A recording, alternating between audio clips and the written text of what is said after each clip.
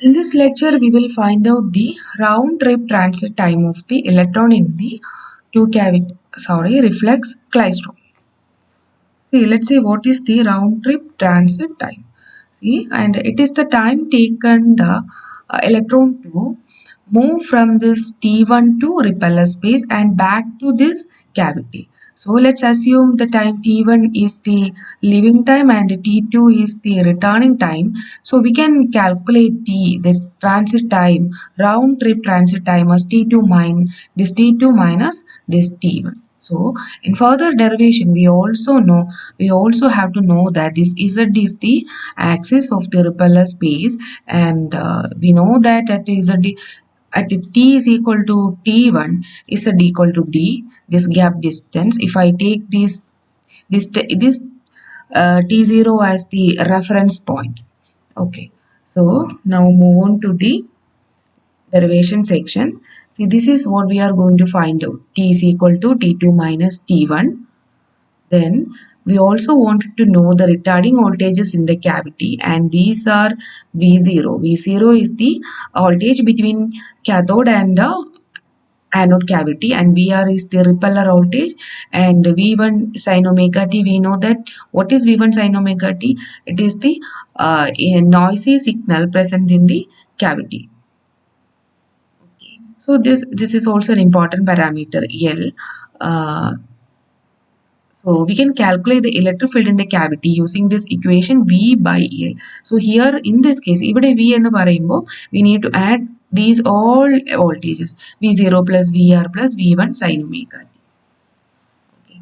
And also we should be familiar with the modulated velocity V of T1 is equal to V0 into this parameter. ഇത് നമ്മൾ to cavity ക്ലൈസ്ട്രോണിൽ കണ്ടുപിടിച്ച modulated velocity തന്നെയാണ്. ഇവിടെയും ഇത് തന്നെ ഈ ഇക്വേഷൻ തന്നെയാണ് റിഫ്ലെക്സ് ക്ലൈസ്ട്രോണിലും യൂസ് ചെയ്യേണ്ടത്.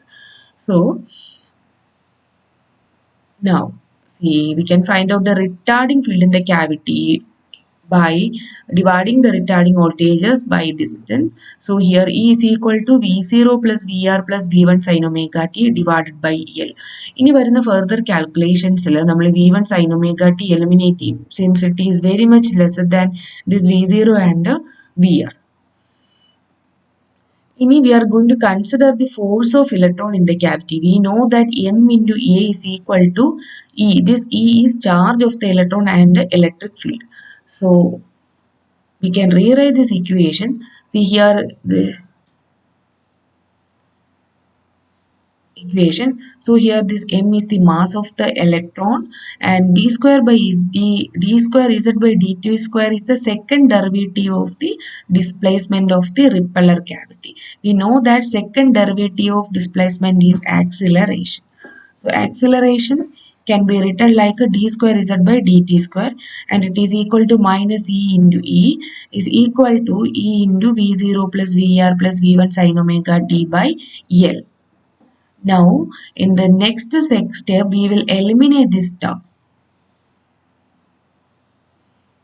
So that equation can be again written like this: d square Z by dt square is equal to minus E into V0 plus VR by M into L. Now what we are going to do is we will integrate this equation twice, so that we will get an expression for Z. From that equation we can find out the round trip transit time. So integrating once, dz by dt is equal to minus E into V0 plus VR by ml integrating T1 by T into dt. So here T1 is the starting time and T is the end time. We don't know what is end time. So in the later slides, we will replace this T with the T2. Okay. So here this is the constant.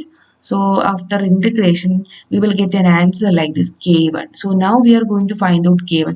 K1 എങ്ങനെയാണ് കണ്ടുപിടിക്കുന്നത്? ഈ dz by dt യുടെ ഒരു value ആണ് ഈ K1 എന്ന് പറയുന്നത്. At what time or at what period when t is equal to T1, dz by dt is K1. T time T1 ആയിരിക്കുമ്പോൾ ഉണ്ടാകുന്ന velocity. This velocity is this dz by dt is the velocity is given, so that we can substitute V of T1 into this K1. So finally the equation will be like this. So again we are going to integrate this equation. So this is the equation that we are going to integrate again. Okay. So here this is constant that I taken out, and t1 minus t into integrating this term t minus t1 into dt plus integrating this v of t1 into t1 to t dt. After integrating, we can write this equation like this. Okay. So this term become t minus t1 the whole square. ഇവിടെ extra ഒരു 2 വരും. ഇത് നിങ്ങൾ ചെയ്ത് നോക്കുമ്പോൾ you will get the answer. Then v of t1 into t minus t1 plus k2. Now we are going to substitute this k2. k2 എങ്ങനെയാ കിട്ടുക?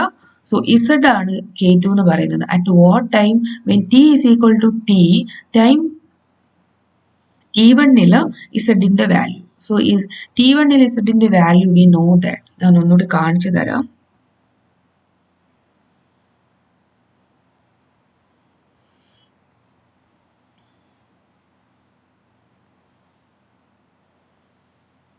So t1 എന്ന് പറയുമ്പോൾ ഈ t1 ൽ z ന്റെ value is this d.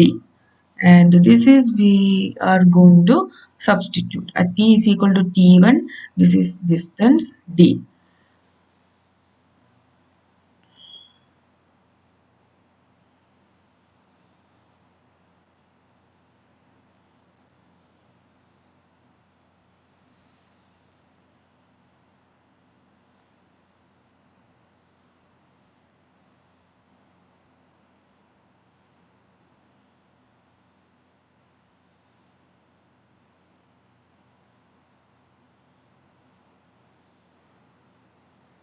Okay, here we substitute k2 with the d. So the equation become like this. Z is equal to E into V0 plus VR by ML T2 minus T1 the whole square plus V of T1 into T2 minus T1 plus D. ഇനി ഇതിൽ ഏറ്റവും important ആയിട്ട് വരുന്ന ഒരു കേസാണ്. ഇനി this D is equal to Z is equal to D. When it become D T2ൽ this will back to this cavity. So at time T2 see now we have replaced t with t2. See we have to find out t1 minus t2. So we replace. So t2 is the upper boundary. The electron will reaches the cavity at the time t2. So at the time t2 what is z? We know that it is d itself. Okay. So by replacing the z with the d, we can rewrite this equation like this. Okay. So by solving this equation, this d and d will cancel, and after solving this equation,